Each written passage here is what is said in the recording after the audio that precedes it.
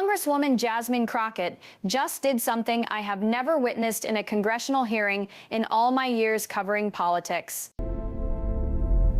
She stood up in that committee room and said, point blank, with absolute clarity, I'm not even going to waste my time asking this Attorney General questions because she has proven beyond any shadow of doubt that she has no intention of answering them honestly. Instead of playing the usual Washington game with someone who refuses to engage in good faith, she did something brilliant.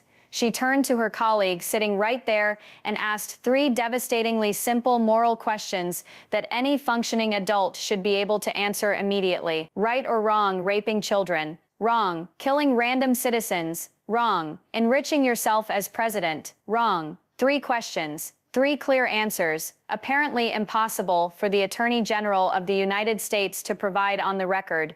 Then she did something even more powerful. She turned directly to the Epstein survivors sitting in the rows behind the Attorney General, and she thanked them publicly for having more courage and moral clarity in their pinky fingers than the entire Department of Justice has demonstrated throughout this administration. Then she started methodically going through the evidence from the Epstein files, FBI documents, specific instances where Epstein brought young girls to Trump, Maxwell presenting minors to the president, and through every single word of it, Pam Bondi sat there absolutely silent. Let me show you exactly what happened in that room. Nice. Thank you so much, Mr. Chairman. To be clear, I'm not going to ask any questions of this witness because this witness has revealed she has no intentions of answering questions truthfully. Instead, I'm going to ask some basic questions of my colleague Becca Balint. Right or wrong, raping children? Wrong. Right or wrong, killing random citizens? Definitely wrong. Right or wrong, enriching yourself as the sitting president of the United States? Definitely wrong. Okay, thank you so much, because I probably never would have gotten those straightforward answers from our witness sitting here today. Our witness who somehow claims to be a lawyer but doesn't seem to understand how it actually works with witnesses in a courtroom or congressional hearing. I'm not really sure what law school she attended or what kind of cases she tried, but typically when you come into a space and somebody is a witness, they sit there and answer the questions asked of them instead of asking questions right back at you. We also have this objection we use as lawyers called non-responsive, when a witness deliberately fails to actually answer the question that was asked. But nevertheless, let me address the survivors in this room directly, because that's exactly who they are. They are not victims anymore. They are survivors. And let me say thank you for having more courage and more moral clarity in your pinky fingers than the entire Department of Justice of the United States has shown throughout this entire administration. We are currently the laughingstock of the world, partially because of the failed leadership within the DOJ, as we watch governments fall everywhere, while we sit here unable to establish even the most basic concepts of right and wrong in this country. Because it's not supposed to be about partisanship, and that's precisely why I applaud Thomas Massie, because he's the only person on the Republican side of this committee that has shown he has a backbone and knows how to stand up to corruption when he sees it, regardless of party. My Democratic colleagues have been attacked throughout this entire committee hearing. They have been lied about, misrepresented, and frankly, the American people weren't looking for that partisan theater. They were looking for actual answers about the corruption coming from this administration. In your written testimony, in the testimony you submitted to this committee, you stated that when you took office, you had two main goals. The first was to end the weaponization of justice, and the second was to return the department to its core mission of equal justice under law. Not only have you lied about both of those stated goals, you have intentionally done the exact opposite of what you promised. You're spending more taxpayer resources arresting journalists than you are prosecuting pedophiles and creeps. In fact, your boss, the President of the United States, stated publicly that this administration, quote, took the freedom of speech away, and at your direct direction, the DOJ has arrested Don Lemon and Georgia Fort for doing their jobs as journalists. And I might add that y'all had a federal judge reject y'all for trying to arrest Don Lemon before, just like the grand jury rejected y'all as it relates to Senator Kelly, just like a grand jury rejected y'all as it relates to Senator Slotkin, just like the case against Tish James was dismissed, and the case against Mr. Comey was dismissed. I completely don't understand how it is that you're sitting at the top of the Department of Justice, because you don't seem to be particularly good at your job given your track record. You're spending more taxpayer resources arresting these journalists. In fact, we know that after Georgia Fort and Don Lemon were arrested, we know that homes of journalists were raided by federal agents. We know that you threatened prosecution against students who were protesting your actions, and you forced tech companies to remove apps that were being used to track ICE activities and deportations. But let's circle back to you protecting pedophiles and creeps, because I want to talk specifically about the president and his possible involvement with Jeffrey Epstein. Now, I don't know exactly what the president might have done with Jeffrey Epstein, but unlike this administration, I actually believe that facts matter, evidence matters. So let's talk about the documented facts that are in the record. Fact number 1. Donald Trump is one of the most named people in the Epstein files. At least 5,000 files contain more than 38,000 references to Trump, his wife, or Mar-a-Lago. That's not speculation. That's documentation. Fact number 2. Jeffrey Epstein and Ghislaine Maxwell made young girls available to Trump on multiple documented occasions. For example, according to this file right here,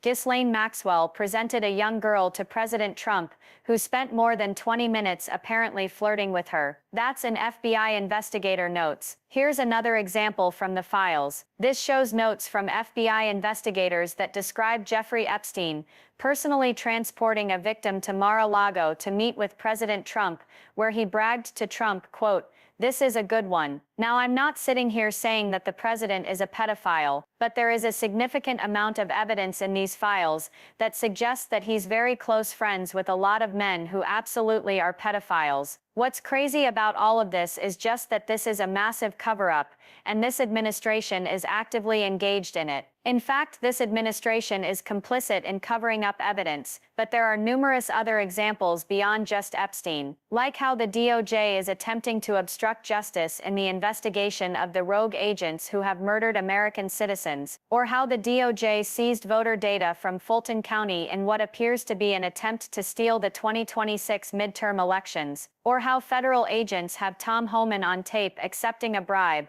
and your agency deliberately killed the investigation into that corruption, or how your agency is preparing to give the president a $230 million payday, which is blatantly unconstitutional. The Constitution is absolutely clear on this point. The president shall not receive any payment except his official salary while in office, period. The fact of the matter is you will be remembered as one of the worst attorney generals in history, an attorney general who has prioritized obstruction over justice, corruption over the law, and fealty to the president over loyalty to the Constitution. And Mr. Chairman, I will yield back my time. Gentle lady yields. Gentleman from Missouri is recognized. Excuse me. Gentleman from Kansas, the Attorney General, former Attorney General, Mr. Schmidt is recognized. Thank you, Mr. Chairman, and General Bondi. Thanks for being here today. Did you have anything you wanted to say before we get into our discussion? I do. Thank you, Congressman. Thank you, my friend, for many years of service together. I find it interesting that she didn't even want to try, Congresswoman Crockett, to ask any questions of me, because she certainly did not condemn her leader, Hakeem Jeffries, for taking money directly from Jeffrey Epstein after Epstein was convicted. And I will be brief to give you back your time, Congressman. This is what she didn't want to talk about at all. Texas, from Cuba, convicted. Homicide, arson, weapon offense, convicted. So what we talking about? Convict some of these perpetrators that raped these women that are sitting belong to even acknowledge they are here. Time belongs to the gentleman from Kansas. Okay, stop right there. What you just witnessed is a sitting member of Congress presenting specific evidence from FBI files directly implicating the president in connections to Jeffrey Epstein's trafficking operation, and the Attorney General refused to say a single word about it. Not one word. Let me walk you through what Crockett actually said, because this is going to get buried and you need to know what evidence was just entered into the congressional record. First, Crockett made it clear she wasn't going to bother asking Bondi questions. Why? Because Bondi has spent this entire hearing dodging and deflecting. So instead, Crockett asked Congresswoman Balint 3 basic moral questions. Right or wrong, raping children? Wrong. Right or wrong, killing random citizens? Wrong. Right or wrong, enriching yourself as president? Wrong. 3 simple questions, 3 clear answers, apparently too difficult for the Attorney General. Then Crockett turned to the survivors and said something that hit me. She thanked them for having more courage and moral clarity in their pinky fingers than the entire Department of Justice. Survivors of child sex trafficking showing more courage than the people running the Justice Department. That's where we are. Now here's where it gets really damning. Crockett said Donald Trump is one of the most named people in the Epstein files. At least 5,000 files contain more than 38,000 references to Trump, his wife or Mar-a-Lago. 38,000 references across 5,000 files. That's not a casual friendship. That's extensive documentation across thousands of files. Then she got specific, and this is where you need to pay attention. She said, according to the files, Jeffrey Epstein and Ghislaine Maxwell made young girls available to Trump on multiple occasions. She gave specific examples. According to FBI investigator notes, Ghislaine Maxwell presented a young girl to President Trump, who then spent more than 20 minutes flirting with her. Let me repeat that. Maxwell presented a minor to Trump. Trump spent over 20 minutes flirting with that young girl. That's documented in FBI files. Here's another example. FBI investigator notes describe Jeffrey Epstein transporting a victim to Mar-a-Lago to meet with President Trump. When Epstein brought her to Trump, he bragged, quote, "This is a good one." Think about what that means. Epstein brought a trafficking victim to Trump's property, and his words were, "This is a good one," like he was presenting merchandise, and all of this is documented in FBI investigator notes, not rumors, not speculation, FBI documentation. When Bondi was given the opportunity to respond,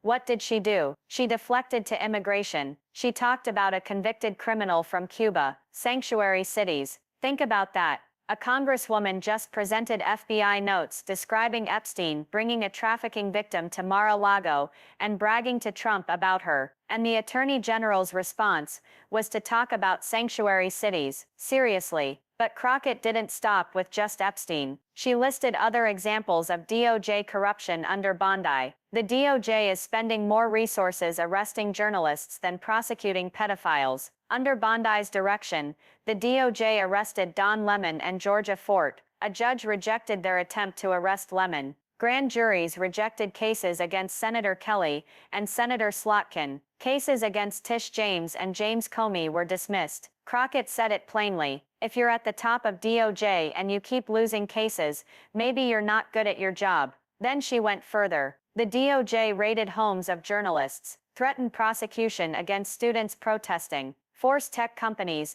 to remove apps tracking ICE activities. She circled back to protecting powerful people. The DOJ is obstructing justice in investigations of rogue agents who murdered American citizens. The DOJ seized voter data from Fulton County to interfere with the 2026 midterms. Federal agents have Tom Homan on tape accepting a bribe, and the DOJ killed the investigation. And the DOJ is preparing to give Trump a $230 million payday, which violates the Constitution's prohibition on the president receiving payments beyond his salary while in office. Every single one of those allegations deserves investigation. Every single one deserves a response from the Attorney General. And Bondi gave nothing. She sat there in silence. Then when a friendly Republican gave her time to respond, what did she talk about? A criminal from Cuba and sanctuary cities. Here's what this reveals about how this actually works. When Democrats ask about Epstein files, January 6th hiring, cryptocurrency enforcement, survivor exposure, Trump's financial conflicts, Bondi either refuses to answer or deflects to immigration. When Republicans ask questions, she gets friendly softballs and thanks them for their leadership. The hearing isn't about oversight, it's theater. Democrats present evidence. Bondi ignores it. Republicans rescue her with distractions. The chairman protects her. Nothing changes. And the specific evidence Crockett presented about Trump and Epstein, that'll get buried under headlines about immigration and culture wars. That's the strategy. Present damning evidence. Refuse to engage with it. Change the subject. Move on. But the evidence is now in the congressional record. 38,000 references to Trump and Epstein files. Maxwell presenting a young girl to Trump. Epstein bringing a victim to Mar-a-Lago and bragging to Trump.